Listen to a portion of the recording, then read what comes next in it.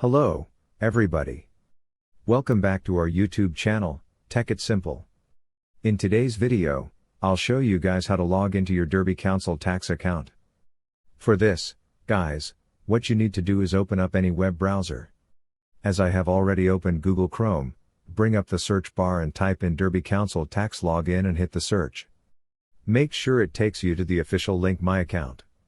Derby JPG. You will be redirected to the new interface, which is the sign-in page of Derby. Just enter your email address over here. Similarly, enter your password over here. And once you click on the sign in button, you'll easily access your account. In case if you forgot your password, just click on Forgot Your Password to recover your password. In case if you don't have any account of Derby Council tax account, just click on the Register button to create a new account. This must for today's video.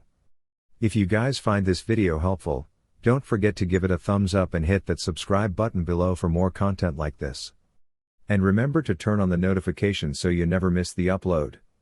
I'll see you guys again in our next video. Thank you for watching.